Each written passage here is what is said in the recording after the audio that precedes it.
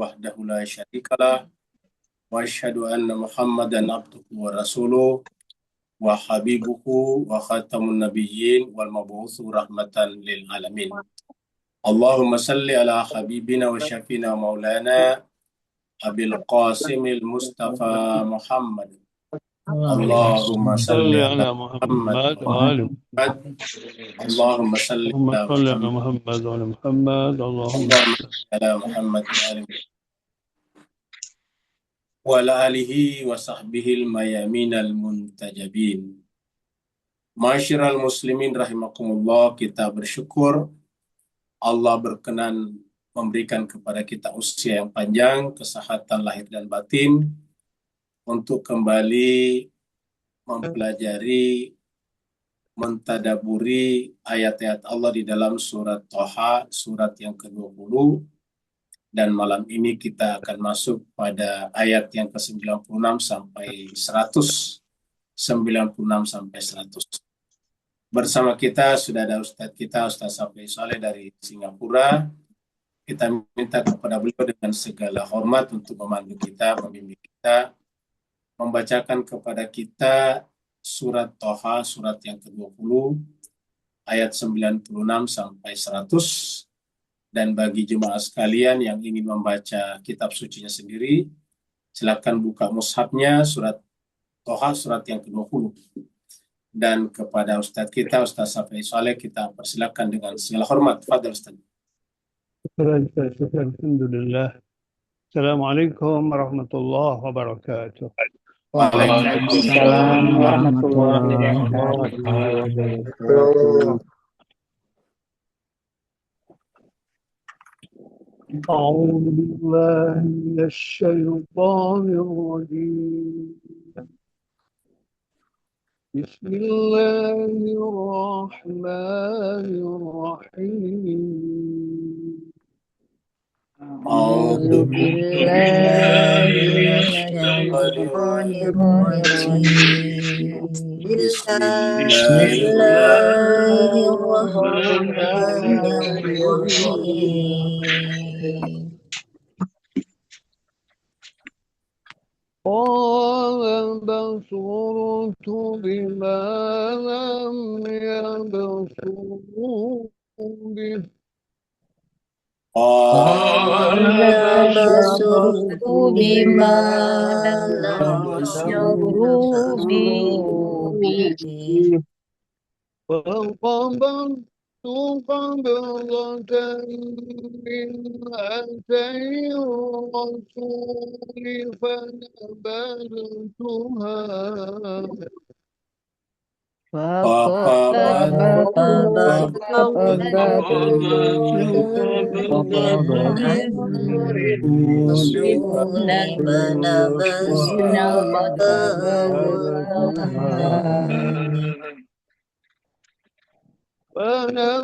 فنبذتها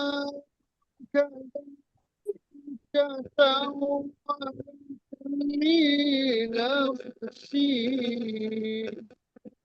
قال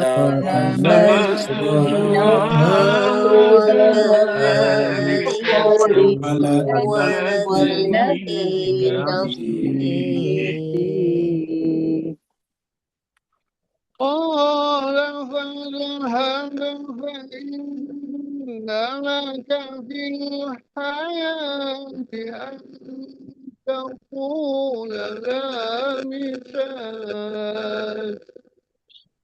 قال فاذهب فإن لك في الحياة أن تقول لا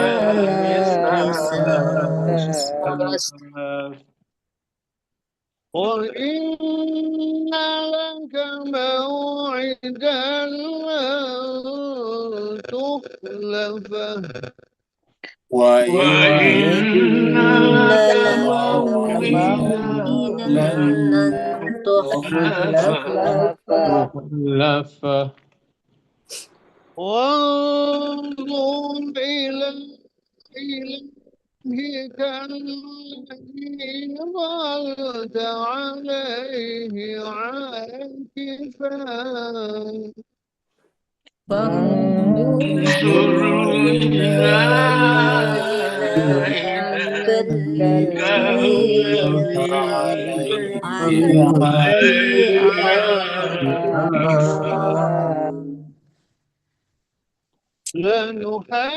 لنحرقنه ثم لننسفنه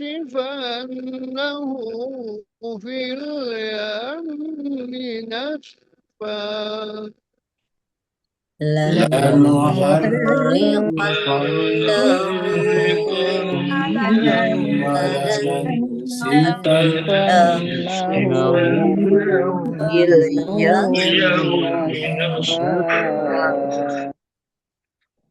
إنما إلهكم الله الذي لا إله إلا هو إنما إلهكم الله الذي لا إله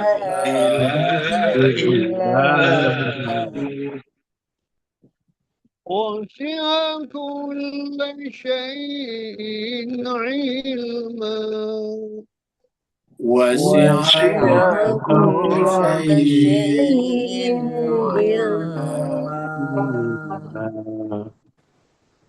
كذلك نقص عليك من أنباء ما قد سبق كذلك نقص عليك من أنباء ما قد سبق وقد آتيناك من لدنا ذكرا وقد آتيناك من لدنا ذكرا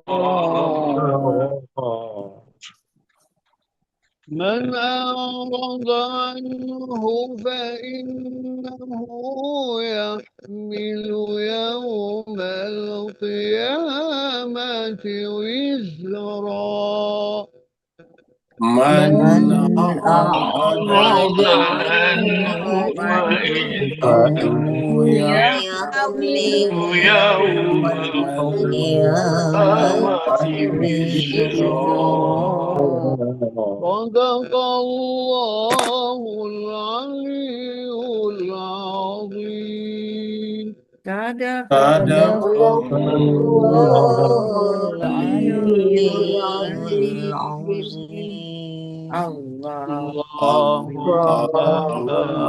اللهم صل وسلم وبارك على رسول الله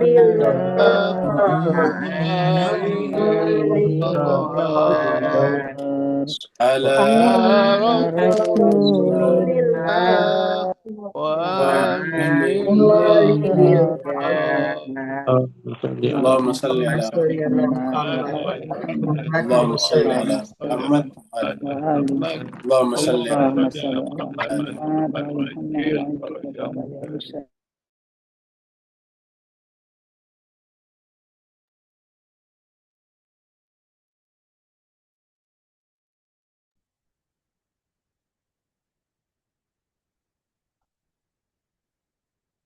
Mewakili jemaah semuanya, kami mengucapkan terima kasih banyak kepada Ustadz kita, Ustadz Safi Soleh dari Singapura. Semoga Allah SWT senantiasa mengirim malaikat untuk bersaf-saf dari rumahnya sampai ke arasy Allah SWT. Raya menurunkan kepada beliau sakinah, mencurahkan kepada mereka rahmat, dan juga menyebut-nyebut nama beliau dan keluarganya di hadapan majelis para malaikat. Begitu juga jemaah sekalian yang telah ikut membaca ayat suci Al-Quran. Semoga ayat yang dibaca tadi menjadi penyembuh lahir dan batinnya. Sebabkan Allah SWT mengijabah doa-doanya, memenuhi hajat-hajatnya, dan juga melimpahkan rezekinya kepada semuanya. Kita teruskan surat Thaha, surat yang ke-20. Surat Thaha ini adalah surat yang turun di Mekah, maka disebut dengan surat Makkiyah. Jumlah ayatnya 135 ayat, dan tadi kita sudah baca sampai ayat yang ke-100. Berarti insya Allah ke depan kita tinggal 35 ayat lagi. 35 ayat berarti sekitar 7 kali pertemuan. Seperti biasa kita mundur satu ayat dulu, yaitu ke ayat 95. Kita sampaikan bahwa di ayat-ayat sebelumnya, ayat 90, ayat 91 dan sampai 95, itu berbicara tentang Nabi Musa setelah kembali dari Gunung Tursina, Gunung Sinai. Setelah kembali dari sana, kemudian menjumpai mereka, umat Bani Israel, tidak menjadikan Nabi Harun sebagai khalifah, pengganti atau pelaksana tugas dari Nabi Musa. Padahal Nabi Musa sudah berpesan kepada mereka bahwa Harun adalah penggantiku, telah meminta kepada Allah dan telah mempersiapkannya. Tapi sekarang tiba-tiba umat berpindah haluan kepada Samiri. Dan kemudian Samiri menyalahgunakan kekuasaannya dengan menyesatkan umat, yaitu umat menyembah dunia, menyembah berhala, menyembah harta benda.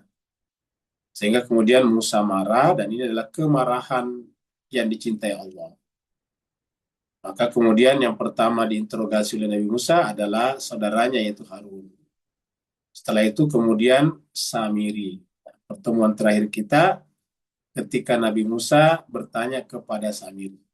Karena persoalan dengan Nabi Harun sudah selesai. Sekarang Samiri, kita sampaikan sebelumnya bahwa agama tidak berhenti pada kejadian. Tapi agama menginginkan penjelasan atas sebab kejadian itu. Sehingga pertanyaannya kenapa harus dijawab. Seperti yang kita sering ulangi, ketika iblis tidak sujud, sebetulnya sudah cukup. Tidak sujudnya iblis kepada Adam itu kan sudah cukup melakukan pelanggaran. Tetapi Allah tidak berhenti pada peristiwa tidak sujudnya itu. Allah bertanya, apa keberatanmu? Apa masalahnya? Sehingga engkau, wahai iblis, tidak sujud kepada Adam. Berarti kan menanyakan sebabnya, motifnya apa. Nah, begitu juga dengan Nabi Musa kepada Samiri. Maka ayat terakhir yang kita bahas, Allah berfirman, A'udzubillahi minasyaitonirrajim. Bismillahirrahmanirrahim. Qala, maka berkatalah Nabi Musa, "Fama khatbuka ya Samiri?" Apa alasanmu? Apa motifmu, wahai Samiri? Sehingga kemudian merampas, mengambil kepemimpinan dari Nabi Harun. Lalu kamu mengangkat dirimu sebagai khalifah, pengganti saya, padahal saya tidak pernah menunjuk engkau. Yang ujung-ujungnya kamu menyesatkan umat. Kamu membuat umat kembali menyembah dunia. Kita tahu Bani Israel ini kecintanya kepada dunia sudah sangat besar. Sepanjang perjalanan Nabi Musa saja, bersama Nabi Musa itu berkali-kali mereka menyimpang. Apalagi kalau tiba-tiba ada tokoh yang muncul dan mengaku sebagai pengganti Musa. Lalu kemudian menyuruh mereka menyembah dunia. Artinya apa? Bukan hanya membenarkan apa yang menjadi kecenderungannya selama ini, tetapi sekaligus juga memberikan semacam justifikasi bahwa itu adalah benar dan itu adalah sesuai dengan ajaran Nabi Musa.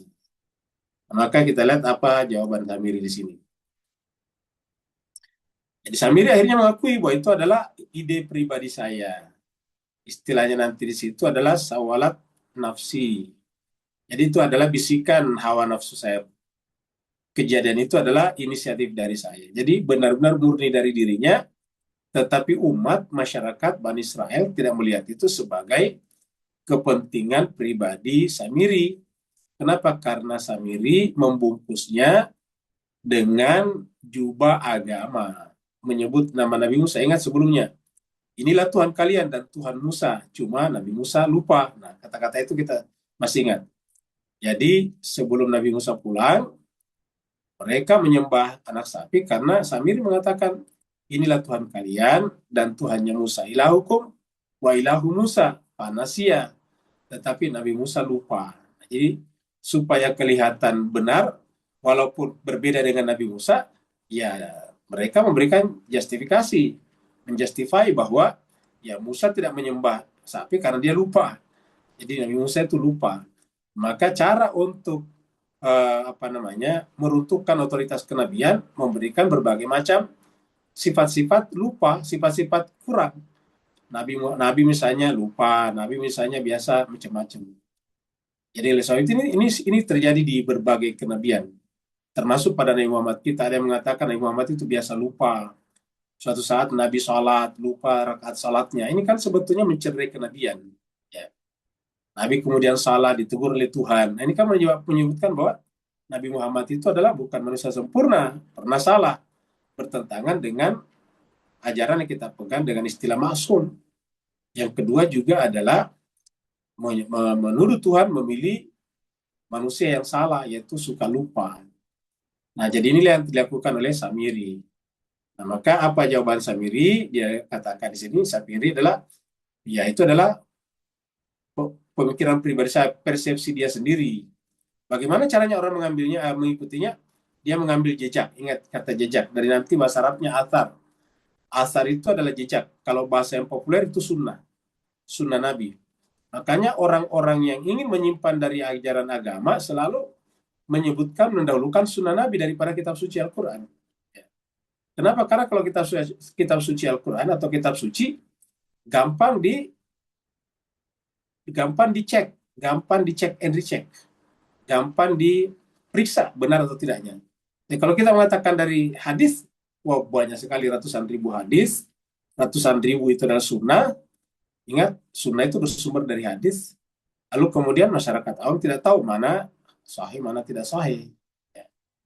Jadi kemudian Samiri mengatakan, saya mengambil jejak Rasul. Lalu kemudian jejak itu dilemparkan ke dalam api. Ya. Lemparkan genggaman tanah ke dalam api itu. Jadi jejak itu. Jadi artinya diambil, tetapi sebetulnya tidak untuk dipraktekkan. Tetapi hanya untuk memberikan justifikasi, justified terhadap perbuatannya, tindakannya. Ternyata kalau kita seperti pertanyaan Nabi Musa kepada Samiri, motifnya adalah hawa nafsu. Jadi bukan wahyu, hawa nafsu. Makanya nanti kita akan ketemu dengan ayat yang mengatakan bahwa Nabi itu tidak pernah berkata, berpikir, bertindak berdasarkan hawa nafsu. Nah, ini disebut dengan kesesatan yang disengaja. Jadi tentu kalau sesatnya tidak disengaja, Allah Maha Pengampun. Tapi kalau kesesatannya disengaja, ini berat. Karena berarti merusak agama. Ingat, kalau kita sesat dan tidak disengaja, tidak merusak agama. Ya hanya merusak diri kita, dan atas dasar itu Allah Maha Pengampun. Karena namanya saja tidak tahu, tidak sengaja. Tetapi kalau kita sengaja, kita tahu bahwa itu adalah salah, menyimpang daripada kitab suci, maka kemudian itu adalah berat. Nah, inilah yang terjadi pada Samiri. Qala, ini jawaban Samiri tadi. Ingat tadi pertanyaan Nabi Musa kepada Samiri, "Makat bukaya Samiri."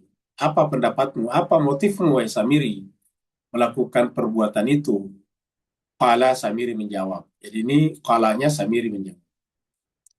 Basurtu bima lam yabsuru bina. Perhatikan. Jadi jangan lihat dulu terjemahnya di bawah ya. Kita lihat saja di atas. Basurtu, aku telah melihat, bima dengan apa, lam yabsuru bi, apa yang mereka tidak lihat. Atau aku mengetahui apa yang mereka tidak ketahui. Jadi aku melihat apa yang mereka tidak lihat. Artinya Samir itu mencari celah kekurangan daripada umat, lalu dia masuk di situ, memanfaatkan celah ketidaktahuan umat. Seperti yang kita katakan tadi, kalau kita bicara hadis, itu celah ketidaktahuan umat besar sekali. Karena susah untuk diverifikasi. Kalau saya mengatakan, yang saya sampaikan tadi itu adalah Al-Quran, pasti muncul pertanyaan, ya surat berapa, ayat berapa? Saya sampaikan surat Toha ayat 90 misalnya. Semua orang bisa periksa. Tapi kalau saya katakan misalnya, saya ambil tadinya itu dari Imam Ahmad, ayat hadis nomor sekian. Maka kemudian orang susah mencarinya, orang awam. Dia temukan lagi, nah timbul lagi perbedaan, itu sahih atau tidak sahih, dhaif atau tidak dhaif, dan seterusnya. Jadi oleh sebab itulah ini menimbulkan masalah. Nah itulah yang dilihat oleh Samiri.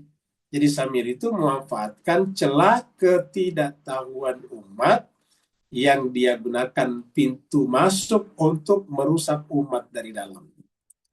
Maka jawabannya jelas sekali, basurtu bima lam yabsuru bihi. Aku melihat apa yang mereka belum lihat dengannya. Satu, jadi orang tidak tahu. Nah, setelah menemukan ketidaktahuan umat, celah itu digunakan untuk fa-nya maka. Melalui celah itu kabadatan. Aku mengambil, menggenggam, segenggam. Kalau bisa diartikan ya, saya mengambil secuil. Segenggam itu kan berarti sedikit. Saya segenggam tanah. Tanah itu kan banyak sekali. Tanah itu adalah seluas permukaan bumi. Tapi kita ambil segenggam. Nah, begitu. Aku mengambil segenggam, aku mengambil secuil, bisa juga. Aku menggenggam segenggam, aku mencuil secuil, min atharir rasul. Nah, ini perhatikan jemaah sekalian. Jadi dia mengambil separuh-separuh saja, sedikit. Tapi dibesar-besarkan. Min atharir rasul, dari asar rasul. Seperti misalnya, kalau setiap orang berbicara tentang siwak itu sunnah Nabi, akhirnya umat kebanyakan akan bersiwak, membeli siwak. Ya. Kantongi siwak yang kayu-kayu itu. Kenapa? Karena diulang-ulangi. Bahwa itu adalah sunnah Nabi. Maka kemudian mereka mengakui bahwa itu adalah sunnah Nabi dan merasa kalau menggosok giginya pakai siwak, menjalankan sunnah Nabi. Seperti itu. Ya. Fakabadatu kabadatan min atharir rasul. Maka aku menggenggam segenggam daripada asar. Ingat, asar itu hadis. Asar itu kan jejak. Asar itu adalah bekas-bekas. Asar siapa? Ar-Rasul. Ya, jejaknya Rasul. Jejak berarti adalah sunnah Rasul. Jadi saya mengambil sunnahnya Rasul. Jadi bukan kitab suci. Ingat. Jadi cara yang paling gampang untuk membuat umat berkelahi sunnah Rasul. Dan ini yang menyebabkan umat sekarang tidak pernah bisa bersatu. Karena hadisnya berbeda-beda. Ya. Apa yang membuat berbeda antara Imam Malik, Imam Syafi'i, Imam Hanafi, Imam Hambali, Ahmad bin Hambal? Itu adalah karena cara mereka melihat hadis itu. Hadis yang mereka gunakan sama, tapi persepsi mereka terhadap hadis itu berbeda. Beda. Nah, jadi inilah jemaah sekalian. Jadi kebanyakan dari sana. Jadi keributan itu muncul dari sana. Umat sekarang misalnya memperkarakan bahwa kalau ada patung dalam rumah, malaikat tidak masuk.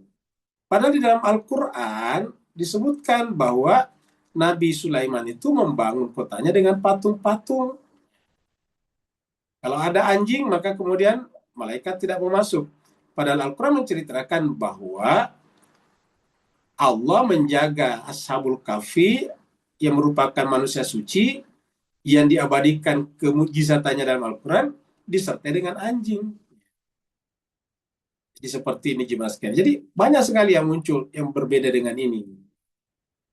Jadi munculnya karena di luar Al-Quran. Jadi semua yang membuat umat sekarang bermasalah itu dari hadis. Di tengah-tengah masyarakat kita masih dipercaya bahwa perempuan itu diciptakan dari tulang rusuk laki-laki.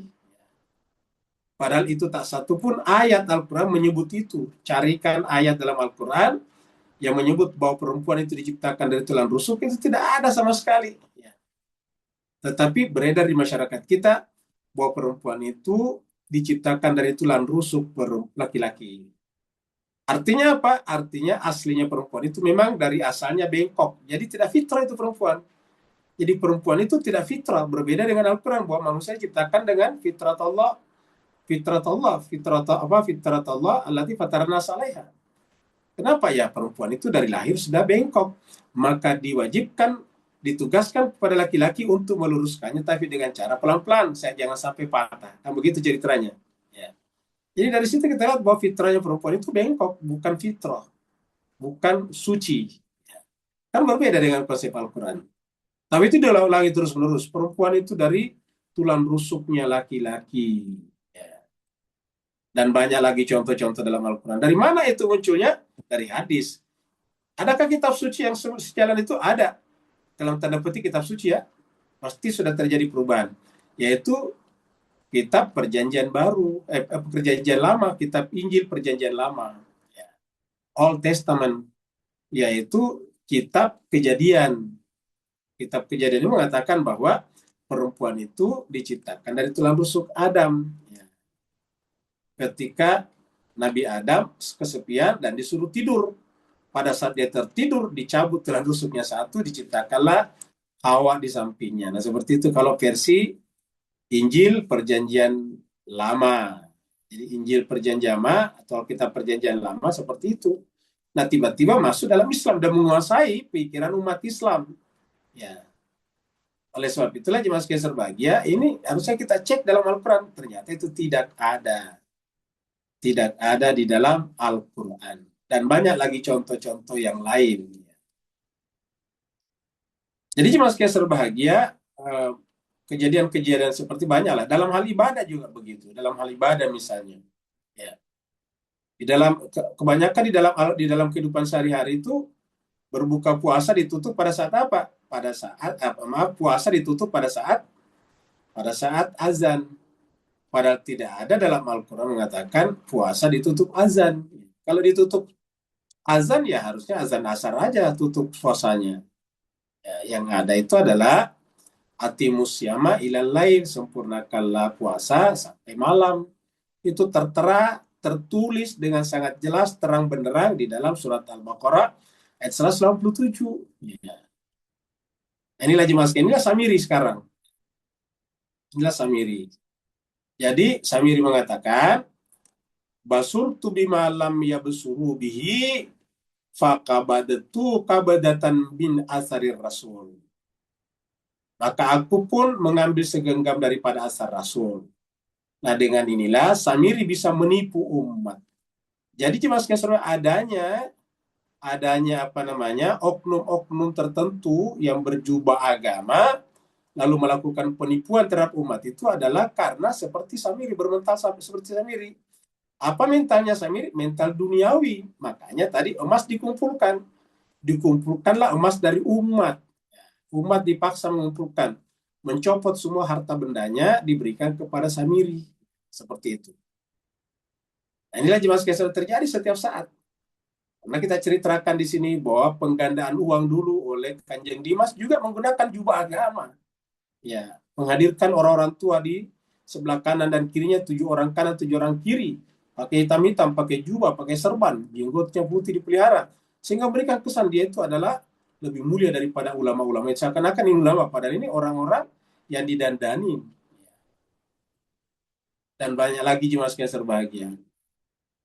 Jadi inilah yang seperti ini. Min asarir rasul, dari asar ar-rasul. Jejak rasul. Sekarang di Indonesia ada pesantren yang lagi viral, yang lagi terkenal, yang lagi dibicarakan terus karena mohon maaf kayaknya melakukan sesuatu yang buruk. Coba bayangkan. Pesantren itu apa? Pesantren tahfizul Quran, menghafal Al-Quran saja.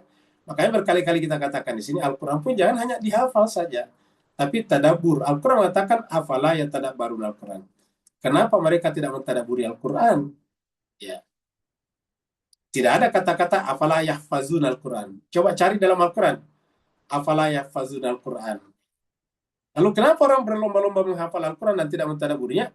Karena hadis mengatakan bahwa siapa yang menghafal Al-Quran maka dia bisa memberikan syafaat nanti di akhirat. Itu kan hadis. Ya. Dan itu dikejar. Akhirnya apa yang terjadi itulah problem-problem yang terjadi di umat kita. Jadi kata Samiri, aku mengambil secuil segenggam daripada asar sunnah Rasul. Lalu kemudian panabas tuha. Lalu aku melemparkannya. Maksudnya saya tidak gunakannya sebetulnya. Saya gunakan itu hanya sebagai jubah, sebagai baju, sebagai pemanis saja, sebagai aksesoris, sebagai ornamen saja. Wa kadzalika sawwalat li nafsi. Padahal semuanya itu adalah hawa nafsuku. Ya, ingin mendapatkan keuntungan duniawi, ingat. Sawalat nafsi. Ya, inilah dia jemaah sekalian berbahagia. Begitulah hawa nafsuku memuju aku. Jadi agama sekarang kenapa tidak berdaya menghadapi neokolonialisme, menghadapi Amerika dan Israel? Ya karena memang umat telah dilemahkan. Dilemahkan dari mana? Dari dalam. Dari dalam. Hadis mengatakan bahwa jin bisa mengganggu manusia dan bisa diusir dengan garam katanya begitu. Ada hadisnya katanya begitu. Ya, nggak tahu apa sahih tapi itu ada katanya begitu. Nah, sehingga kemudian adalah, mohon maaf dalam tanda petik, ustadz yang kemudian menjual garam yang ditulis itu garam yang sudah didoakan. Garam sudah didoakan. Garam aslinya cuma sekitar Rp3.000 seliter, sekarang dijual sampai ratusan ribu rupiah seliter. Karena garam ini katanya kalau diharukan di rumah maka jin tidak akan masuk. Luar biasa. Ini terjadi. Ya, searching aja di Google bagaimana orang menjual garam yang bisa mengusir jin.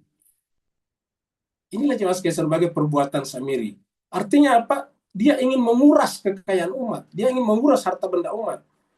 Untuk kepentingan apa? Sawalat li nafsi, untuk kepentingan pribadiku, kata. Kata-kata nafsi di sini tidak diucapkan kepada umat. Ini diucapkan kepada Musa karena diinterogasi Musa. Dan ini hanya berdua Musa dengan Samiri. Umat tidak ada. Jadi umat tidak ada. Jadi tentu Nabi Musa tidak ingin mempermalukan juga Samiri. Maka Samiri dipanggil. Seperti mana tadi? Nabi Harun. Nah, di depan Nabi Musa itulah dia mengakui bahwa wa kadzalika sawwalat li nafsi. Itu hawa nafsuku yang membujuk aku melakukan itu. Jadi saya melakukan itu bukan karena ajaran Allah, bukan karena kitab suci Al-Quran, tetapi semata-mata untuk memenuhi kepentingan pribadiku. Ya. Untuk mendapatkan kekayaan emas seperti tadi, dalam bentuk, kenapa? Ini kan simbolik, kita sudah sampaikan sebelumnya, al-ijal itu, atau patung anak sapi yang terbuat dari emas, jadi namanya ijal Pak ya, jadi kita sudah lewati sebelumnya, namanya ijal. Ijal ini, ya, ijlun. Jadi ijal ini adalah patung anak sapi yang terbuat dari emas. Pertanyaan, kenapa patung? Ya, patung itu artinya tidak bergerak, tidak ada nyawanya, tidak hidup, tidak ada rohnya, tidak ada spiritnya. Yang kedua, kenapa anak sapi? Ya, kenapa anak sapi? Karena hewan ternak itu adalah simbol orang-orang yang tidak menggunakan akal pikirannya, tidak menggunakan matanya, tidak menggunakan telinganya. Kan Al-Quran mengatakan, walakad zara'na li jahannama katsiran minal insi wal jin. Minal jinni wal ins, begitu. Lahum qulubun la yafqahuna biha walahum ayunun la yubsiruna biha walahum azanun la yasma'una biha ulaika kal an'am. Kata Allah, kami akan mengisi, aku akan mengisi neraka jahanam diantaranya dari manusia. Kenapa? Mereka punya akal tidak digunakan untuk berpikir, mereka punya mata tapi tidak digunakan untuk melihat, mereka punya telinga tidak digunakan untuk mendengar. Apa kata Allah? Ulaika kal an'am, hewan ternak. Sapi apa? Bukan hewan ternak. Balhum adal, bakal lebih sesat lagi. Nah, seperti itu. Balhum adal, bakal lebih sesat lagi. Sesat lagi. Jadi itu adalah alijal. Nah, lalu kemudian kenapa emas? Ya, emas itu kan simbol dunia sampai sekarang. Dari dulu sampai sekarang yang namanya emas itu adalah standar dunia, bukan hanya simbol, standar. Emas itu dianggap sebagai benda penyimpan nilai. Penyimpan nilai itu adalah emas. Dibelikan emas, nilainya selamat dari inflasi. Ya. Istilah bahasa Inggrisnya store of value. Dia adalah penyimpan nilai itu emas. Negara-negara besar pun juga membeli emas sekarang. Nah, jadi seperti itu. Jadi dengan demikian, Mas Kaiser bahagia, itu adalah simbol dunia. Dan itu tersimpan dalam satu hal, yaitu ijal. Jadi ijal itu mengandung banyak makna sekali. Banyak sekali maknanya. Jadi wa kadzalika sawwalat li nafsi. Dalam Al-Quran kata sawalat ini kita temukan 3 kali dalam Al-Quran, ini dan 2 di surat Yusuf. Di surat Yusuf itu adalah kata-kata Nabi Yakub kepada anaknya. Anaknya itu melakukan penipuan juga. Jadi pasti kalau ini Samiri menipu Nabi Musa, menipu umat, kalau anaknya Nabi Yakub menipu ayahnya, tetapi ayahnya tahu kalau ini penipuan, maka dia katakan itu adalah sawalat anfusukum. Nah, coba kita lihat di sini. Kita lihat di dalam surat Yusuf, ya, 18. Waja'u dan anak-anaknya datang ala kamisihi bidamin kadibin. Datang dengan membawa bajunya Yusuf, adiknya. Tapi dengan dilumuri darah palsu. Kadibin itu darah palsu, darah dusta. Bukan darah orang, tetapi darah domba yang disembelih. Dan dikatakan ini dimakan oleh serigala. Qala, lalu kemudian berkata, Nabi Yakub menjawab, ayahnya menjawab, Bal sawalat lakum anfusukum amra. Ini perhatikan ini. Sawalat lakum anfusukum amra. Ya, apa katanya? Artinya bahwa Yakub tahu bahwa ini adalah penipuan. Hanya hawa nafsumu lah yang membujuk kamu melakukan itu semuanya. Jadi yang membuat perkara itu kamu lakukan adalah karena kamu mengikuti hawa nafsumu. Sawalat lakum anfusukum. Jadi sawalat lakum. Sini artikan sawalat hanya dirimu sendirilah yang memandang baik urusan itu. Jadi dirimu sendiri, hawa nafsumu yang menganggap baik perkara yang sebetulnya kamu berdusta. Jadi ayahnya tahu kamu berdusta. Sawalat lakum anfusukum amra. Sedangkan saya sebagai ayah, fasabrun jamil, sabar dengan sabar yang indah. Kita lihat lagi ayat 83. Muncul lagi nih ketika Benyamin ditahan di sana. Ya, ditahan di Mesir. Irji'ila abikum, kembali kepada ayahmu dan katakan bahwa adik kami adalah anak kamu adalah telah mencuri, maksudnya anak kamu adik kami Benyamin. Apa kata Nabi Yakub setelah mendengarnya? Qala bal sawwalat lakum anfusukum amra. Kenapa? Yakub tahu bahwa tidak mungkin mencuri Benyamin karena dia orang baik, dan ternyata benar. Ya. Qala bal sawwalat lakum anfusukum. Jadi itu adalah perbuatan hawa nafsu yang memandang baik perkara yang buruk itu. Nah, ini yang kita temukan di dalam surat Thaha ini, yaitu pengakuan daripada Samiri, sawalat li nafsi.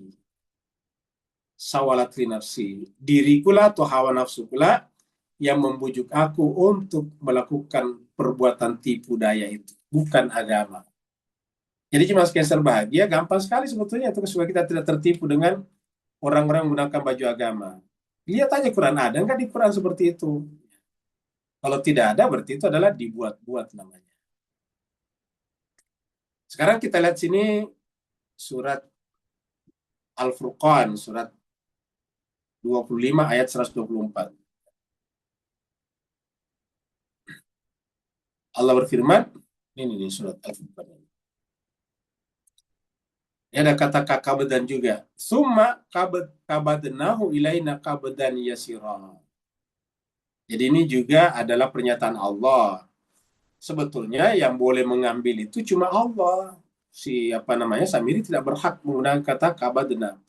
Kalau kita lihat kata-kata kabad dalam Al-Quran, itu kebanyakan Allah yang menjadi pelakunya.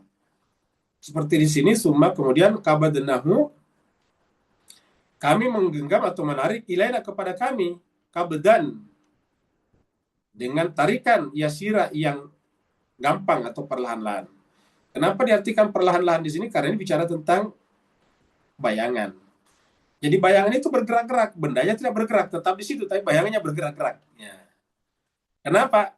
Karena kata Allah, kamilah yang menarik bayangan itu ke sisi kami dengan tarikan yang perlahan-lahan. Jadi seakan-akan Allah mengatakan bahwa segala sesuatu selain aku itu adalah semacam bayangan saja yang datang dariku dan akan kembali kepada aku. Sayalah menariknya, inna ilaihi rajiun. Jadi kabadnahu ilaina kabadan yasira. Nah, sayangnya kata-kata kabadna di sini digunakan juga oleh Samiri. Kita lanjut. Ini balasan bagi sang penyesat. Ya. Hukuman di dunia, jadi kalau ada orang yang begini kita tahu, harusnya kita isolasi. Artinya apa? Jangan kita ikuti. Lamisas, jangan nyentuh, jangan bersentuhan. Kata bersentuhan di sini jangan berinteraksi, karena berinteraksi pasti kena tipu lagi, kena pengaruh lagi. Karena manusia itu paling gampang dipengaruhi. Ingat, manusia itu paling gampang dipengaruhi. Apalagi kalau berkaitan dengan keakraban. Semakin akrab kita dengan seorang, semakin gampang dipengaruhi. Kalau Bapak, Ibu, Tuan dan Puan membaca bentuk-bentuk penipuan atau semacam apalah, investasi bodong, itu kebanyakan melalui orang dekat. Orang dekatnya membujuk. Karena kalau orang dekat dengan kita itu gampang, cenderung kita tidak menggunakan akal sehat. Atau kita katakan, tuh dia, ya, kan begitu. Jadi dia teman saya. Nah, maka dikatakan caranya lamisas, jangan menyentuh, jangan berinteraksi. Kata-kata lamisas di sini artinya jangan berinteraksi. Makanya ilustrasinya adalah seperti ini. Ya, dikurung kayak Iron Dome-nya Israel. Cuma Iron Dome-nya Israel ya jebol ya. Ini adalah Iron Dome yang tidak boleh tembus. Biarkanlah Samiri sendiri di sini. Jangan masuk ke sini, kira-kira gitulah. Nah, jadi harusnya kita kalau bertemu dengan orang seperti ini jangan berinteraksi lagi. Namanya berbaroah, berlepas diri. Kalau masuk di sini berarti berwilayah lagi. Begitu berwilayah, gampang. Jadi ini sudah dengan isolasi sosial total. Dan di akhirat nanti pasti juga akan terjadi seperti itu. Lalu kemudian Nabi Musa menjawab atas jawaban Samiri tadi. Kata Nabi Musa, "Fadhhab, maka pergilah wahai Samiri." Maksudnya pergilah. Fa inna laka fil hayat. Sesungguhnya kamu bebas dalam kehidupan dunia. Fil hayat, artinya di kehidupan dunia silakan. Antakur, karena kalau seperti itu kan bagaimana cara menghukumnya? Kalau dihukum nanti pengikutnya tambah fanatik. Kenapa? Dihukum dia menganggap dia syahid. Ya, dianggap syahid. Maka oleh sebab itulah berbahaya. Makanya kan Nabi pada zamannya Nabi tidak mau menghukum orang munafik. Kenapa? Karena ini berbahaya kalau dihukum. Karena persepsi masyarakat awam itu dia tidak tahu kalau itu munafik. Dianggapnya itu beneran. Bagi pengikutnya Samiri, dia itu adalah pengganti Nabi, bayangkan. Kalau dibunuh, wah, dia akan meruntuhkan kredibilitasnya Musa dan mengangkat kredibilitas Samiri. Maka dikatakan silakan bebas dalam kehidupan dunia. Antakulala misasa. Tapi kamu pasti akan merasakan keadaan yang sangat menyakitkan, yaitu la misasa. Tidak akan ada yang mau menyentuh kamu. Kamu akan terisolasi. Wa innalaka mau'idan lan tukhlafah. Karena sungguhnya bagi kamu ada perjanjian, di mana perjanjian itu Allah tidak mungkin mengingkarinya. Apa itu perjanjian itu? Yaitu pasti akan meninggal juga. Nanti kalau meninggal dunia ada hukumannya. Wanzur ila ilahika. Maka perhatikanlah, kata Nabi Musa kepada Samiri, perhatikanlah kepada Tuhanmu, ila ilahika. Perhatikanlah kepada Tuhanmu. Jadi ilahika di sini Tuhanmu, yaitu tadi al-ijal.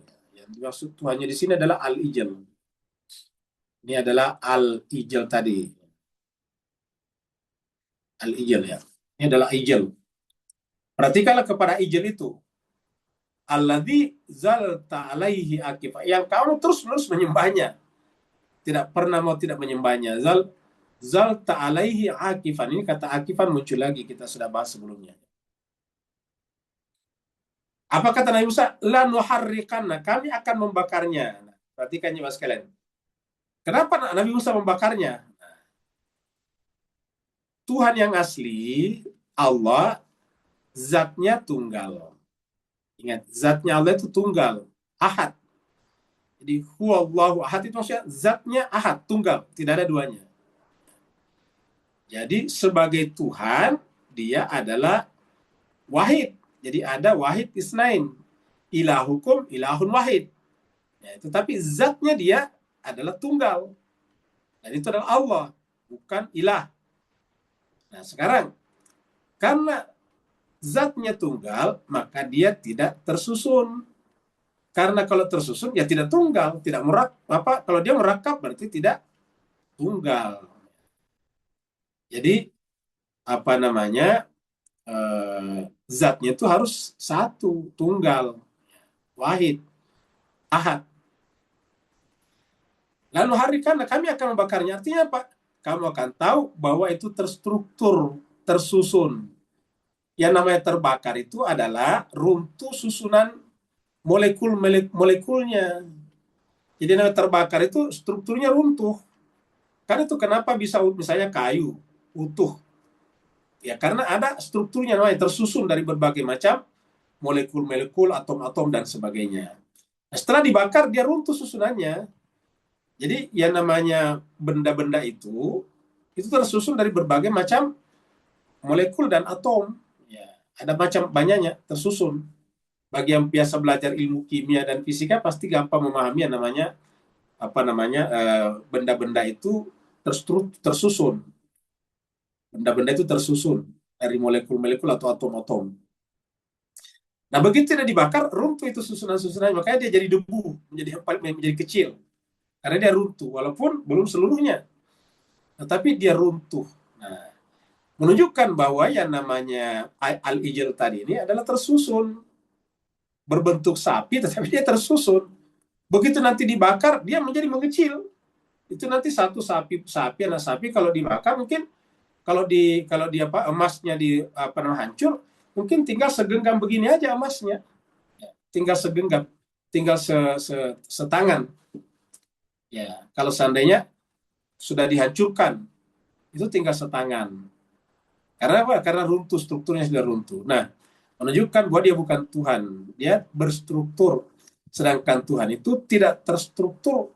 Dan karena tidak bisa diapa-apain, tidak bisa berubah lagi. Ya. Kalau yang lain bisa berubah. Kenapa? Karena terstruktur.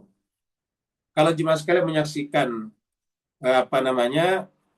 daun yang tadinya hijau kemudian menjadi kuning, nah itu ada strukturnya berubah, sebetulnya struktur kimiawinya berubah. Nah, maka lanuharriqanna, kami akan membakarnya, summa lanansifannahu. Kemudian kami akan menghamburkannya. Untuk menunjukkan apa? Fil yammi nasfa. Kami akan menghamburkannya ke dalam samudra. Artinya apa? Dia hilang. Begitu dihamburkan dalam samudra, hilang. Sama kalau Bapak, Ibu, Tuan dan Puan mengambil satu ember air, baru membuang ke lautan. Bisa diambil kembali? Jawabannya tidak bisa, hilang. Nah, kenapa? Karena dia adalah relatif. Dia tidak ada nilainya. Walaupun kelihatannya adalah emas sebesar sapi, anak sapi, tetapi begitu dia dilebur, dibakar menjadi debu, dibuang ke lautan, dia hilang. Dia hilang. Lautan di sini adalah ibaratnya Allah. Allah meliputi segala sesuatunya, dan karenanya Allah itu bagaikan samudra di mana segala sesuatu ada di dalamnya. Kita lihat di sini surat Anbiya. Ini adalah perintah Namrud kepada kaumnya untuk Nabi Ibrahim.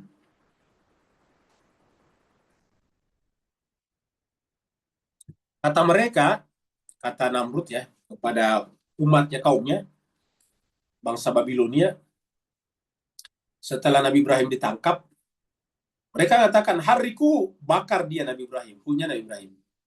Bakar Nabi Ibrahim. Wansuru alihatakum, dan tolonglah Tuhan kalian. Nah, ini perhatikan Tuhannya sama tadi kan dengan dengan Samiri ini. Gunakan kata ilah juga di sini. Lihat tadi di sini. Ya. Wanzur ila ilahika, perhatikan kepada Tuhanmu. Sini juga harikuhu, bakarlah Nabi Ibrahim. Wansuru, dan tolonglah alihatika. Bedanya di sini jamak. Alihatika, tolonglah Tuhan-Tuhan kalian. In kuntum fa'ilin, kalau kalian memang mengimaninya, kira-kira gitu. Maksudnya bertindak untuk membela Tuhan kalian. Maka kita bakar Nabi Ibrahim. Nah, pertanyaan, kenapa Nabi Ibrahim nanti tidak terbakar? Karena Nabi Ibrahim itu adalah mewakili Tuhan di sana. Tuhan itu tidak bisa dibakar karena dia tunggal. Makanya yang memerintahkan api supaya tidak membakarnya adalah Allah di sini. Ya. Qulna, kami berfirman. Allah berfirman, ya nar, wahai api, kuni, jadilah bardan wasalama, jadilah dingin dan selamatkanlah Ibrahim. Nah, karena Allah mengatakan berfirman, maka Ibrahim itu seakan-akan mewakili Allah, tidak akan terbakar. Karena dia tidak terstruktur, dia tidak murakab. Zohirnya Ibrahim murakab, tetapi hakikatnya tidak. Karena pada saat itu yang ada di sana Allah. Qulna, Allah berfirman, ya nar, wahai api, kuni bardan wa salaman ala Ibrahim. Jadilah dingin dan selamatkan Nabi Ibrahim. Jadi begitulah. Jadi kenapa menggunakan kata hariku, kami bakarlah dia. Dan juga begitu juga Nabi Musa menggunakan kata bakarlah kepada patung-patung yang disembah oleh Bani Israel. Kemudian lihatlah ini jemaah sekalian, Nabi Musa mengatakan Tuhan kalian itu adalah Allah. Nah, pertanyaan bagaimana memahami Allah? Allah itu di atas ini tidak kelihatan, dia kan tunggal. Yang kita saksikan ini, ya ingat, yang kita saksikan ini adalah nih alam semesta, bintang-bintang, alam semesta, planet-planet. Bumi di sini dengan gunung-gunung dan sungai-sungainya, gunung-gunungnya indah. Tumbuh-tumbuhannya, akar-akarnya di bawah tanah. Di lautan, ini adalah lautan di sini. Ingat, lautan ini lautan. Di sini ada apa namanya? Makhluk-makhluk lautan seperti ikan, cumi dan sebagainya. Di sini ada yang kecil, amuba, bakteri dan sebagainya nih yang paling kecil. Nah, seluruhnya ini adalah makhluk Allah. Semuanya makhluk Allah. Nah, pertanyaan bagaimana cara Allah menciptakannya? Dia kan kelihatannya tidak nampak, tidak terhubung. Nah, hakikatnya terhubung seperti ini terhubung. Jadi semuanya ini adalah digerakkan oleh Allah. Nih, lihat ini modelnya model gerakan. Semuanya digerakkan oleh Allah, cuma kita tidak melihat ini. Inilah disebut dengan tauhid, inilah pilar tauhid. Lalu bagaimana cara menerangkannya? Seperti cahaya. Jadi Allah menciptakannya seperti cahaya. Semuanya ini adalah merupakan cahaya Tuhan, yang begitu Allah menghentikan pancaran cahaya, maka hilanglah semuanya. Jadi semuanya ini adalah bergantung sepenuhnya kepada sinaran cahaya. Seperti di sini. Inilah disebut dengan tauhid dan keluasan ilmu Allah. Karena semuanya adalah dari Allah, maka ilmu Allah juga meliputi segala-galanya. Allah adalah satu-satunya Rabb. Dan karena Allah satu-satunya Rabb dan semuanya bermula dari Allah, pengetahuan Allah juga meliputi segalanya. Bagi Allah tidak ada yang tersembunyi. Innama ilahukum, kata Nabi Musa kepada Samiri dan Bani Israel. Innama ilahukum, jadi sekarang sudah berbicara kepada Bani Israel. Dari mana kita tahu? Karena sudah ada kum di sini. Sudah ada kumnya. Hanya saja sesungguhnya ilahukum, Tuhan kalian adalah Allah. Tuhan kalian adalah Allah SWT. Siapakah Allah itu? Alladzi la ilaha illahu. Yang tidak ada ilah selain dia. La ilaha illahu. Tidak ada ilah selain dia. Jadi la ilaha illahu. Tidak ada ilah selain dia. Bukan hanya dia, wujudnya adalah tunggal, tetapi juga zatnya adalah tunggal. Dan karena semuanya bermula dari dia, wasi'a kulla syai'in. Segala sesuatu diliputi oleh ilmunya. Wasi'a di sini kita artikan meliputi, meluas. Meluas meliputi segala sesuatu, apanya meliputi? Ilmunya Allah. Jadi yang meliputi segala sesuatunya ilmunya, bukan zatnya. Ingat. Yang meliputi segala sesuatunya itu bukan zatnya. Zatnya Allah tidak bisa dibagi. Tidak mengambil tempat. Tidak murakab. Tidak bisa masuk dalam ruang waktu. Ruang waktulah yang terkandung dalamnya. Maka ilmunya lah. Wasi'a kulla syai'in ilma. Ilmu Allah lah yang meliputi segala sesuatunya. Segala sesuatu diliputi oleh ilmu Allah SWT. Ini sama dengan surat Al-Baqarah ayat 255, ayatul kursi. Kita lihat sini ayatul kursi.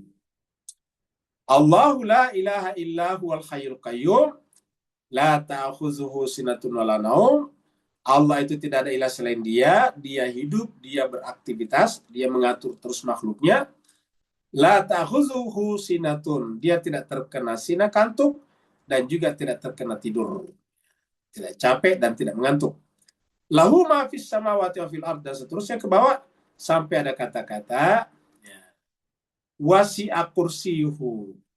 Kekuasaannya yang tadi disebut dengan ilmunya meliputi langit dan bumi. Kata langit di sini semuanya. Langit dalam pengertian materi ataupun langit dalam pengertian bukan materi karena menggunakan bentuk jamak. Wasi'a kursiyus samawati wal ard.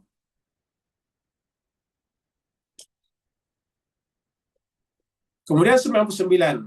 Sekarang itu tadi adalah kisah-kisah yang diceritakan di dalam Al-Quran. Di antaranya tadi adalah kisah tentang Nabi Musa, Fir'aun, Harun, Samiri, dan sebagainya. Sekarang, dari mana semuanya ini? Al-Quran. Ada kisah bukan dari Al-Quran, yaitu namanya dari sejarah. Ingat, kalau sejarah kita sebutkan sejarah itu dalam bahasa Inggrisnya adalah history. Kata orang, history itu adalah kependekan dari his story. Jadi story, cerita, dia. Siapa dianya? Raja, penguasa. Jadi kalau sejarah itu cenderung dibuat oleh penguasa. Jadi sejarah yang ada terkadang sesuai dengan selera penguasa. Makanya dibutuhkan ahli sejarah yang bisa bersikap objektif, yang coba tidak terpengaruh oleh narasi yang dibuat oleh penguasa. Seperti jemaah sekalian kalau lihat sekarang ini, apa yang dilakukan Donald Trump dengan timnya, terutama seperti Hexet, terutama seperti Marco Rubio, setiap bikin pernyataan pasti berbeda dengan fakta. Kenapa? Karena tujuannya adalah untuk membangun fakta. Itu yang disebut dengan his story. Dia bikin sejarahnya sendiri, dia bikin ceritanya sendiri. Jadi Donald Trump, Hexet, yaitu Menteri Pertahanan atau Menteri Perang, dan juga Marco Rubio, Menteri Luar Negeri, itu membuat ceritanya sendiri. Bahwa Iran itu kalah, Iran itu bawa belur, militernya sudah hancur, pengayaan uraniumnya sudah tidak bisa dipakai. Bukan begitu selalu dibuat. Tapi fakta di lapangan mengatakan kalau memang Iran itu memang hancur, kenapa Amerika tidak bisa membuka Selat Hormuz?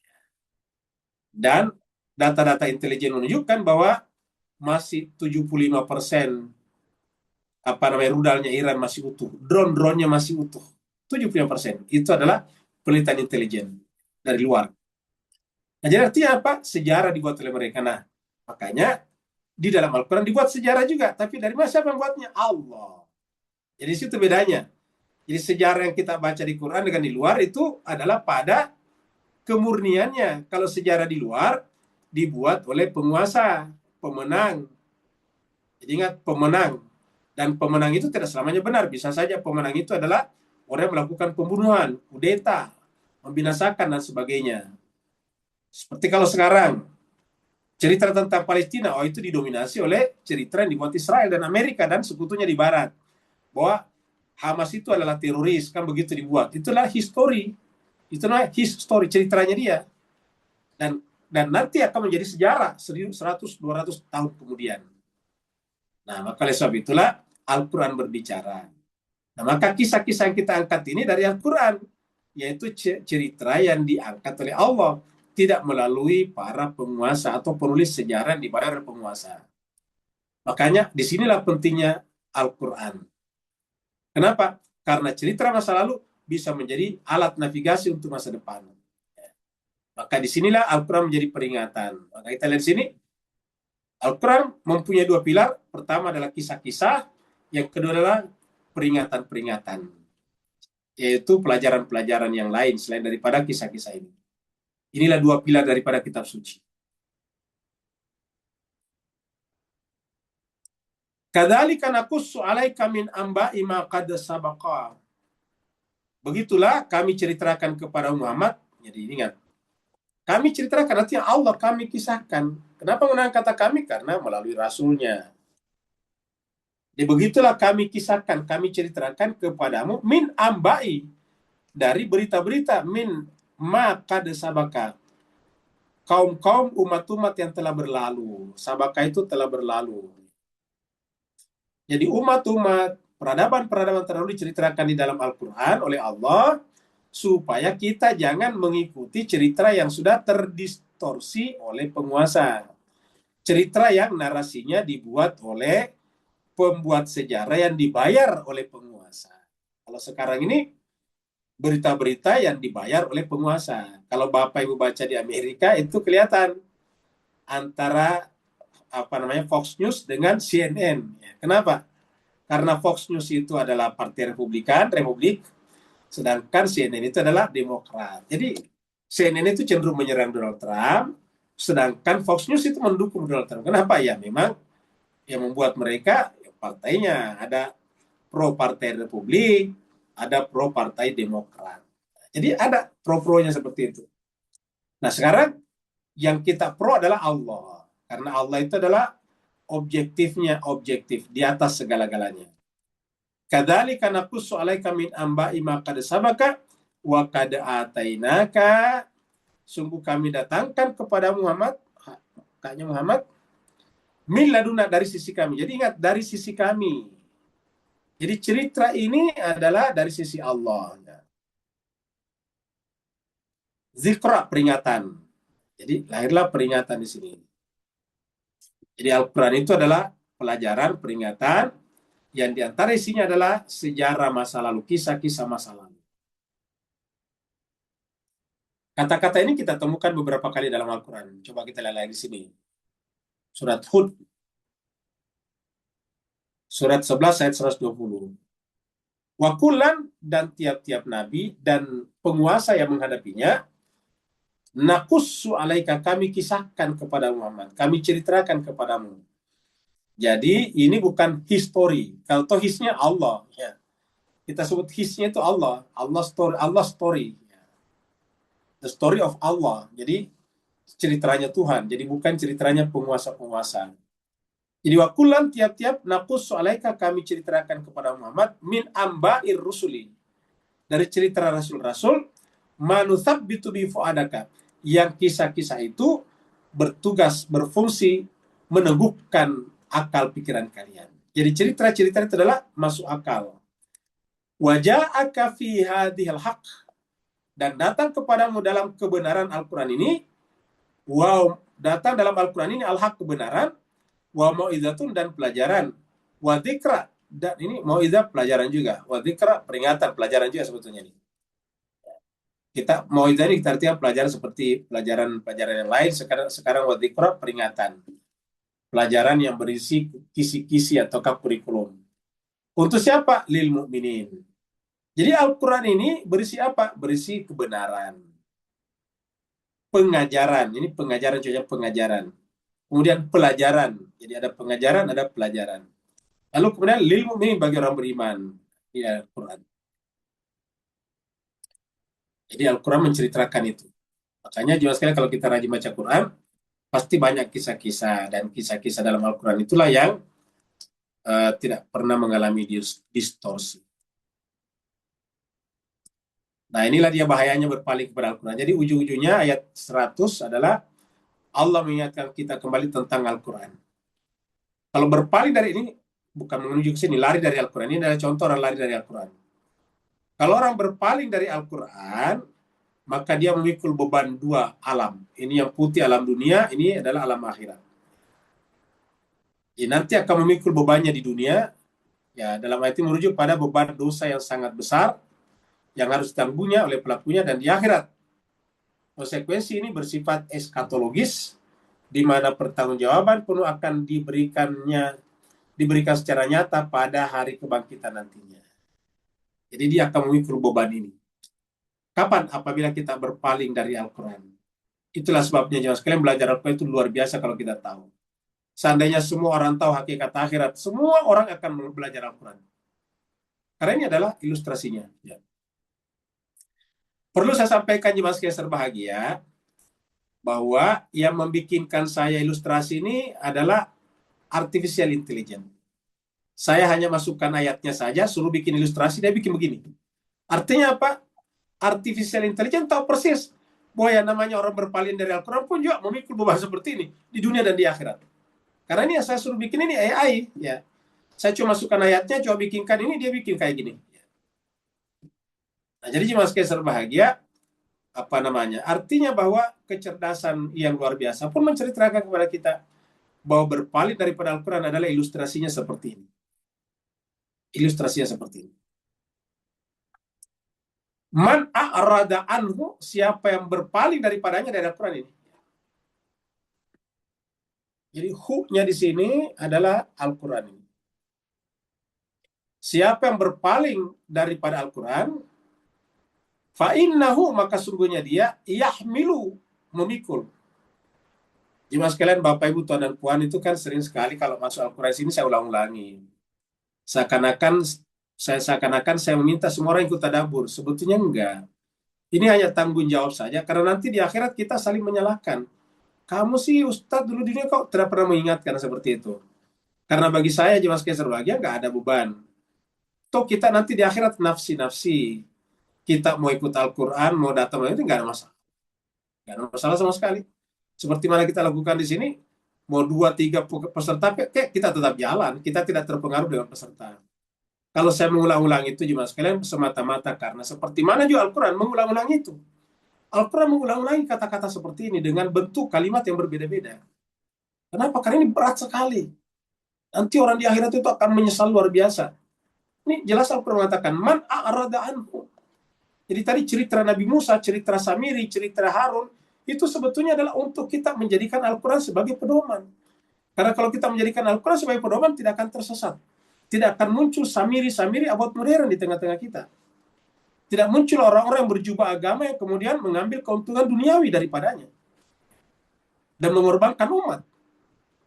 Jadi, man a'rada anhu, siapa yang berpaling daripadanya, fa'inna, maka sungguhnya dia orang itu, yahmilu, akan memikul, yaumal qiyamah, pada hari kiamat, wizra, beban yang berat. Yaumal qiyamati wizra, ini wizranya di sini. Jadi siapa yang berpaling daripadanya, maka sungguhnya dia akan memikul beban yang sangat berat pada hari kiamat. Wizra itu adalah beban. Makanya kan ada kata-kata, alam nashrah laka sadraka wa wada'na anka wizrak. Anka wizrak. Alam nashrah laka sadrak wa wada'na anka wizrak. Dengan berlapang dada menerima Islam, maka kemudian kami angkat beban-bebanmu. Beban. Nah, jadi cuma sekalian, beban di sini muncul kenapa? Apabila kita berpaling. Jadi berpaling daripada Al-Quran ini.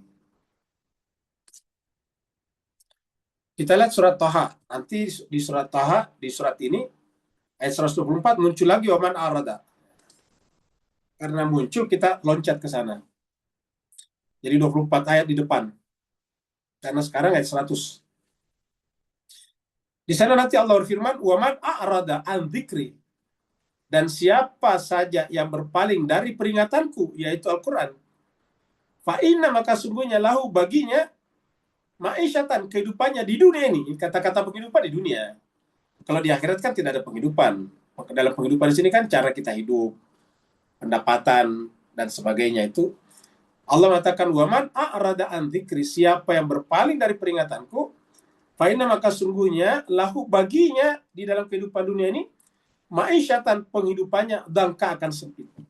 Jadi kalau orang malas bertadabbur Al-Quran itu pasti susah kehidupannya. Berkeluh kesah, selalu serba tidak cukup. Ya. Waman arada an dzikri fa inna lahu ma'isyatan dangka. Dangka itu sempit. Sempit. Wa nasyurhu, dan kami akan mengumpulkannya yaumal qiyamah, di hari kiamat dalam keadaan a'ma. Coba lihat. Jadi di dunia dia sempit, di akhirat bangkit dalam keadaan buta. Kalau tadi di ayat 100, bangkit di akhirat dalam keadaan memikul beban. Ingat tadi, memikul wizra, beban. Kalau di sini disebutkan bahkan menjadi buta. Kami kumpulkan nanti di akhirat dalam keadaan buta. Maka ini peringatan Al-Quran mas sekalian. Jadi kalau saya ingatkan, saya nggak ada kepentingan sama sekali. Mau orang tidak ikut nggak masalah. Tidak ada untungnya karena kita di sini kan tidak minta orang bayaran, nggak ada pembayaran di sini. Dan di sini kita sudah berkali-kali tunjukkan ya 1-2 orang saja kita sudah jalan mulai tepat waktu, tidak pernah menunggu orang banyak. Karena kita tidak bergantung kepada peserta. Kalau kita mengulangi ini, karena memang Al-Quran mengulanginya. Bayangkan di surat Thaha saja ini berdekatan sudah 2 kali muncul kata man a'rada. Siapa yang berpaling daripada Al-Quran, maka kehidupan dunianya akan sempit. Dan kami akan mengumpulkannya nanti di hari kiamat, a'ma, dalam keadaan buta. Sampai dia protes di sini. Qala, dia berkata, orang itu berkata, Rabbi, wa Tuhanku, lima hasyartani a'ma, kenapa engkau kumpulkan aku dalam keadaan buta? Lima hasyartani a'ma, kenapa kamu kumpulkan aku dalam keadaan buta? Wa qad kuntu basira, padahal dulu di dunia aku melihat. Mata saya dulu di dunia itu adalah terang benderang, bahkan kacamata pun tidak. Kenapa sekarang Tuhan kamu kumpulkan aku a'ma, dalam keadaan buta? Apa kata Allah? Qala, Allah berfirman, berkata, kadzalika, begitulah, atatka ayatuna, karena ketika ayat-ayatku, kitab suciku datang kepadamu, atatka, datang kepadamu, ayat-ayatku, ayat-ayat kami, fanasita, kamu melupakannya, kamu mencuekinya, fanasitaha, kamu melupakannya. Banyak orang kalau seminar-seminar dihadiri semuanya, tapi begitu Al-Quran jarang. Al-Quran mengatakan, qala kadzalika atatka ayatuna fanasitaha. Begitulah ketika datang kepadamu kitab suci kami, kamu melupakannya, nasitaha. Wa kadzalika al-yaum, begitulah juga pada hari ini, tunsa, kamu akan dilupakan, dicuekin, ditinggalkan. Tunsa. Tentu kita berlindung dari Allah dari keadaan ini, jemaah sekalian. Nauzubillahi min dzalik. Tsumma nauzubillahi min dzalik. Kita selanjutnya ayat, apa hadisnya? Seperti biasa. Ada dua hadis. Hadis pertama adalah mengikuti asar kaum lain. Ini tadi asar sunnah. Terkadang kita menyebut sunnah Nabi padahal bukan. Asar kaum lain. Nah, bahkan dikatakan di sini nanti masuk ke liang biawak pun ikut. Hadisnya mengatakan, ya, ini dari Abi Sa'id Al-Khudri, dari Abu Sa'id Al-Khudri. Dia katakan Nabi bersabda, latat ba'unna, ingat, latat ba'unna. Kalian pasti akan mengikuti. Ingat kata ittiba. Lamnya taukid, nunnya di sini taukid. Latat ba'unna, benar-benar, sungguh-sungguh kalian, kamu pasti akan mengikuti sunana, sunnah-sunnah, kebiasaan-kebiasaan mangkana qablakum, orang-orang sebelum kalian. Shibran, sejengkal demi sejengkal, sedikit demi sedikit. Waziraan bizirain, sehasta demi sehasta. Hatta sampai laudakalu, sampai seandainya mereka memasuki Johorada bin lobang biawak. Lobang biawak. Biawak itu lebih kecil sedikit dari komodo. Nah, itu biawak. Komodo juga berlobang juga. Biawak berlobang. Jadi, laudakalu Johorada bin, seandainya mereka, bahkan mereka juga ikut masuk ke dalam Johorada bin, lobang biawak. Artinya seandainya mereka, orang-orang mereka ikut itu masuk ke dalam lobang biawak, tabi'tumuhum, kalian pun akan mengikuti mereka. Sampai di situ kami berkata kepada Nabi, kami menyela, ya Rasulullah. Qulna, ya Rasulullah, al-Yahudu wan Nasara, apakah yang kau maksud dalam orang Yahudi dan Nasrani? Qala, Nabi menjawab, faman, siapa lagi? Nah, ingat Yahudi siapa tadi?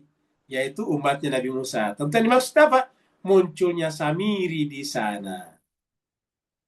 Kemudian ditinggalkannya Nabi Musa sebagai ditinggalkannya amanah Nabi Musa dalam memilih khalifah setelahnya. Yaitu harusnya Harun, mereka memilih Samiri. Al-Yahudu, nah begitu ya Nasrani. Sehingga Nasrani sekarang berpecah belah juga. Iya. Katolik ada dua macam. Ada Katolik Romawi, ada Katolik Ortodoks Timur. Ortodoks terbagi-bagi lagi. Ada Armenia, ada Maronit, banyak lagi. Ada Ortodoks Syria, banyak. Ya. Katolik juga, ada Katolik Roma, ada Katolik Anglikan. Seperti itu. Habis itu pecah lagi dengan Protestan, macam-macam. Ya. Kenapa kira-kira jemaah sekalian? Ya karena tidak ada pemimpin ilahiyahnya. Ini adalah hadis Imam Bukhari nomor 6775. Dilihat ayatnya apa, hadis ini baik-baik. Kita umat Islam akan mengikuti mereka juga. Hadis berikutnya. Sepeninggal Nabi Muhammad. Ya.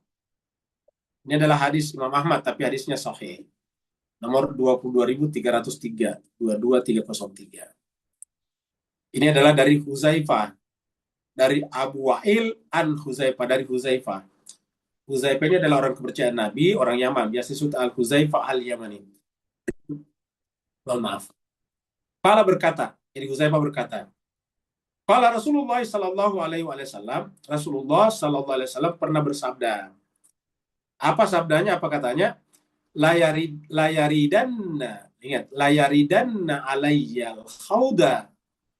Aqwamun itu bentuk jawab dari kaum kelompok-kelompok. Jadi ada beberapa kelompok yang datang kepadaku di Telaga Haud. Layaridana, benar-benar beberapa kelompok, ini lamnya taukid, nunnya taukid. Jadi beberapa kaum benar-benar akan datang kepadaku di Telaga Haud. Hanya kalau kita berdoa semoga bisa dikumpulkan oleh Rasulullah di Telaga Haud. Karena beberapa kaum juga datang ke Telaga Haud. Layaridanna alayyal hauda aqwamun. Fa idza ra'aituhum, maka ketika aku melihat mereka, kaum-kaum ini, ya, ikhtuliju, mereka semuanya gelisah. Duni, karena tidak bisa bergabung dengan aku. Aku melihat mereka harusnya gelisah, panik. Duni, karena dia tidak bisa bergabung dengan aku, selain aku, tidak bisa bersama dengan aku. Fa'akulu, maka aku berkata, ai Rab, wahai Tuhanku, ashabi, ashabi. Mereka itu adalah sahabatku. Ashabi itu bentuk jamak dari sahabah. Sahib. Sahib itu adalah satu bentuk jamaknya ashab. Bentuk jamak lainnya adalah sahabah. Ashabi, ashabi, sampai diulangi 2 kali. Ya Rab, wahai Tuhanku, ashabi, mereka adalah sahabatku. Mereka adalah sahabatku. Fayuqal, maka kemudian dijawab Rasulullah, Allah menjawab kepada Rasul, innaka la tadri ma ahdatsu ba'daka. Mereka memang sahabatmu, tetapi la tadri, kamu tidak tahu, ma ahdatsu ba'daka, apa yang mereka perbuat sepeninggalmu. Seperti Samiri tadi, apa yang mereka perbuat sepeninggal Nabi Musa. Jadi innaka la tadri, kamu mah tidak tahu, tidak paham, ma ahdatsu, apa yang mereka perbuat ba'daka.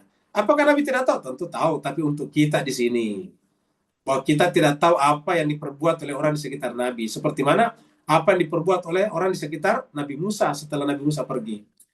Ya, innaka la tadri ma ahdatsu ba'daka. Kamu tidak tahu apa yang mereka perbuat sepeninggalmu. Kata-kata ahdatsu di sini dari kata hadis, ya. Ahdatsu, berbicara, perbuatan. Hadis Ahmad. Sekarang kita lihat kesimpulannya. Bahaya berpaling, belajar dari kisah Samiri dan peringatan Rasulullah. Perhatikan di sini, akar penyimpangan. Jadi kita harus belajar apa akar penyimpangan daripada Nabi. Ya, belajarlah dari Samiri, kasus Samiri ini, yaitu bujukan hawa nafsu. Jadi menggunakan baju persis seperti bajunya Nabi Musa, tetapi menggunakan hawa nafsunya. Ini apa yang terjadi? Bukannya menghadirkan Allah kepada hatinya umat, tetapi menghadirkan patung anak sapi yang terbuat dari emas. Bagaimana caranya supaya kita tidak terkontaminasi, tidak terpengaruh? Jangan sentuh, jangan berinteraksi. Ya, kalau perlu di hati bakar, buang ke dalam samudra keesaan Allah. Karena kalau kita simpan itu, berarti kita menyembah dunia. Seperti itu. Maka inilah fondasi kebenaran dan peringatan daripada Al-Quran. Kalau kita tidak membakarnya, tidak mengisolasinya, maka nanti kita bisa mengikuti mereka seperti kaum-kaum sebelumnya, itu masuk ke dalam lubang biawak. Ini biawaknya, lubangnya. Ini coba lihat, ini buta semuanya, pakai ditutup matanya semuanya, karena tidak menggunakan pikirannya, semacam orang yang ditutup matanya tadi, maka kemudian dia ikut di depan sini. Yang di depan sini masuk ke dalam lubang biawak, dia pun masuk ke dalam lubang biawak. Inilah bahayanya taklid atau ikut-ikutan. Ini di dunia. Bagaimana nanti di akhirat? Tidak akan diterima di telaga Haud. Terusir dari telaga Haud.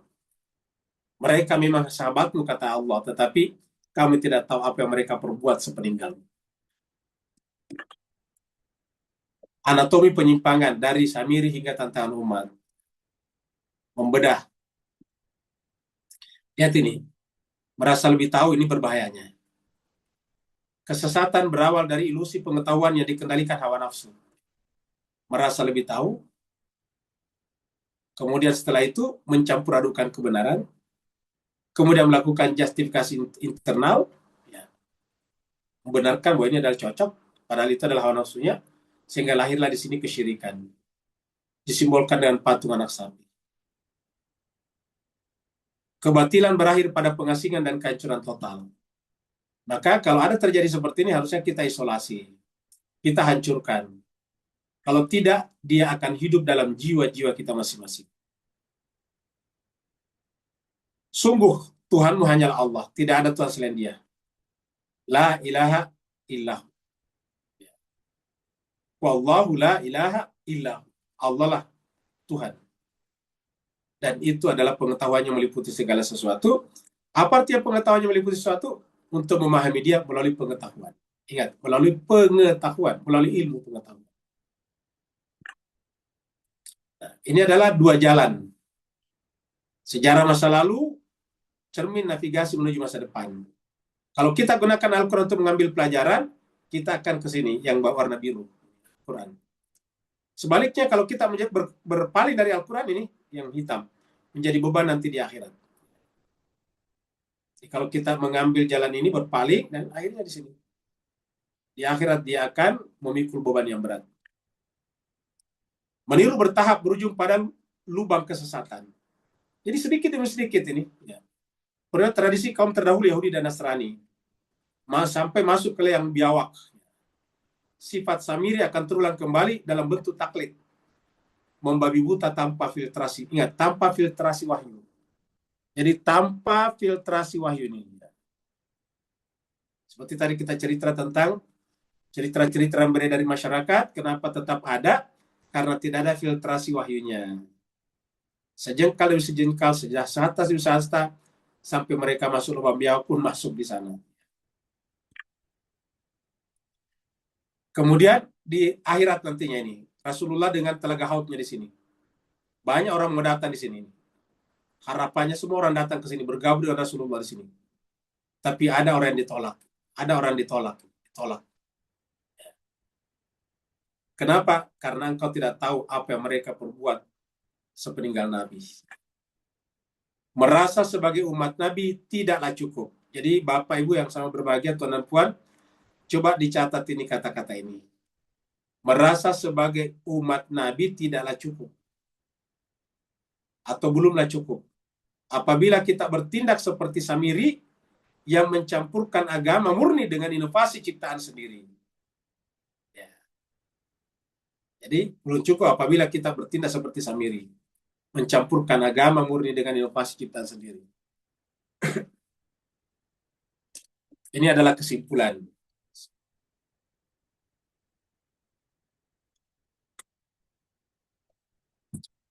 Kesimpulannya adalah matriks pertahanan. Caranya adalah memurnikan sumber, yaitu kembali kepada Al-Quran.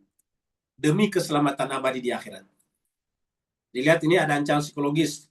Bahayanya ilusi pengetahuan dan hawa nafsu. Merasa mengetahui padahal hawa nafsu. Namanya sindrom Samiri. Ya. Bagaimana cara mengobatinya? Kembali kepada singularitas tauhid. Ketundukan mutlak pada keesaan Allah. Ancaman kultural, suka mengikuti membabi buta, taklid buta kepada orang-orang terdahulu sampai masuk ke liang biawak. Bagaimana cara mengatasinya? Navigasi Al-Quran. Navigasi Al-Quran. Gunakan Al-Quran sebagai alat navigasi. Mengambil peringatan masa lalu dari Al-Quran. Ancaman spiritual, mengubah agama. Nama lainnya adalah bid'ah. Jadi mengubah agama itu jangan bayangkan seperti misalnya kunut tidak kunut, tetapi terutama tadi merubah Harun menjadi Samiri. Itu adalah bid'ah paling besar. Kemurnian sunnah, syarat mutlak meraih telaga haud. Jadi ingat, kemurnian sunnah Nabi. Apa sunnah Nabi? Yang diperintahkan, yang diajarkan, yang dicontohkan oleh Nabi. Seperti tadi Nabi Musa mencontohkan, memilih dan mempersiapkan Harun. Terima kasih banyak atas perhatiannya. Mohon maaf atas kekurangan. Yang mau bertanya dipersilakan. Assalamualaikum Ustaz. Waalaikumsalam warahmatullahi wabarakatuh. Silakan Pak Nur. Barakallahu fiikum. Assalamualaikum warahmatullahi wabarakatuh.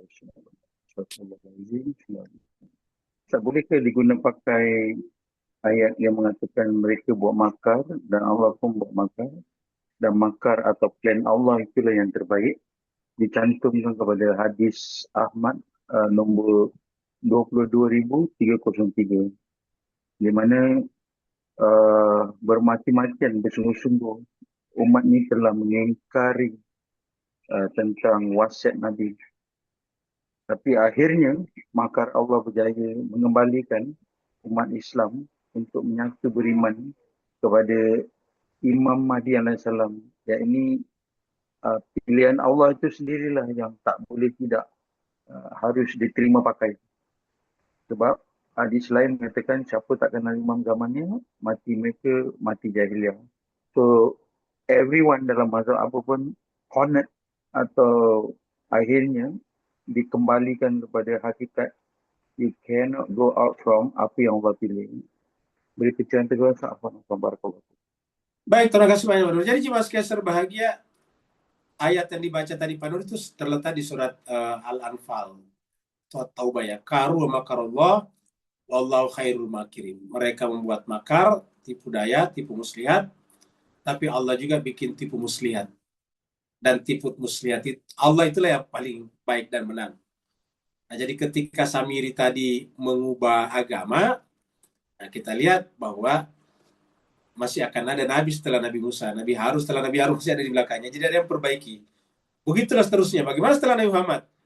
Mereka bisa melakukan apa saja, tapi ada satu garis yang tidak pernah terputus, yaitu garis dari Nabi Muhammad kita sampai keturunannya ke bawah, sampai kepada yang terakhir Imam Mahdi.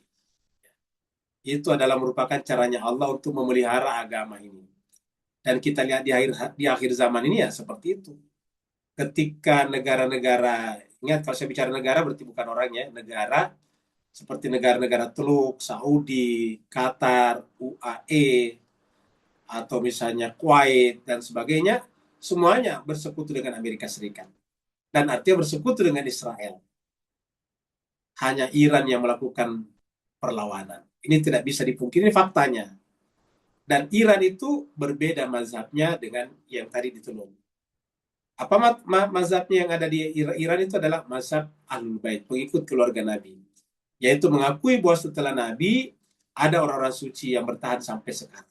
Seperti itu. Berkelanjutan. Bagi mereka yang namanya orang suci itu berkelanjutan. Bagi mereka setelah Nabi Muhammad, ada Sayyidina Ali bin Abi Thalib, karamallahu wajhah, ada putranya Al-Hasan, ada putranya Al-Husain, dan seterusnya. Ada yang mengatakan Al-Husain sudah habis, tidak ada keturunannya. Ada keturunannya, namanya Ali Zainal Abidin. Semua orang tahu. Ali Zainal Abidin punya anak nantinya, Muhammad Al-Baqir. Muhammad Al-Baqir nantinya punya anak lagi, namanya Musa Kazim. Musa Kazim nanti punya anak lagi, namanya, Ja'far Shadiq. Baru Ja'far Shadiq punya lagi, Musa Kazim. Seperti itu. Musa Kazim punya anak lagi, namanya Ali Ar-Ridho. Dan seterusnya ke bawah, sampai kepada Imam terakhir Imam Mahdi. Dan Imam Mahdi ini diterima di seluruh mazhab Islam, baik Sunni, Syiah ataupun Ibadiyah, semuanya tahu kalau di akhir zaman akan ada Imam Mahdi. Lalu apa tugas Imam Mahdi? Ya meneruskan tugasnya Nabi Muhammad. Seperti mana Nabi Musa kembali, meneruskan tugasnya kembali. Bedanya kalau setelah tadi Harun, Nabi Musa kembali lagi. Kalau ini Nabi Muhammad tidak kembali, tapi ada keturunannya yang kembali, namanya adalah Imam Mahdi. Nama aslinya adalah Muhammad, karena Nabi Muhammad mengatakan namanya sama dengan namaku, yaitu Muhammad bin Hasan Al-Askari, gelarannya Imam Mahdi. Jadi inilah sama sampai sekarang. Oleh sebab itulah jemaah sekalian berbahagia, ini harusnya agama harus berarah ke sana. Ini disebut dengan agama itu memiliki teleologis, bersifat teleologis. Apa artinya teleologis? Ada tujuannya. Agama bukan tak bertujuan.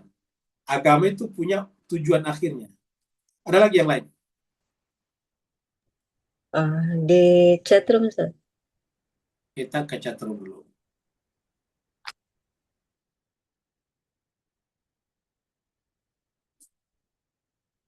Pak Burhan. Melupakan ayat-ayat Allah SWT, Al-Quran yang di dalamnya ada pesanan, nasihat, juga ancaman dan lain-lain, maka Allah akan melupakan kita di akhir. Betul sekali. Karena tadi sudah dikatakan begitu, kenapa kamu buta? Karena ketika datang ayat-ayatku kepadamu, kamu melupakannya, maka begitu juga kalian dilupakan pada hari itu. Cara dilupakannya dengan dibuat buta. Nah, kalau dia dibuat buta, bagaimana bisa menemukan jalan ke titian sirat? Apalagi nanti menjumpai Nabi di telaga Haud, tidak mungkin. Saya kira begitu. Jadi, kalau kita lupakan Al-Quran di dunia, maka Allah akan melupakan kita di akhirat. Siapapun kita, ingat, siapapun kita. Ya, ingat tadi itu Samiri dan sebagainya, itu adalah orang-orang dekat Nabi Musa.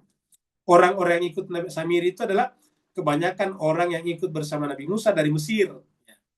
Tetapi di dunia sudah melupakan Nabi Musa, maka tadi dikatakan di akhirat pun mereka akan dilupakan. Terima kasih banyak atas perhatian Bapak Ibu sekalian. Mohon maaf atas segala kekurangan. Wassalamualaikum warahmatullahi taala wabarakatuh. Waalaikumsalam. Waalaikumsalam warahmatullahi wabarakatuh.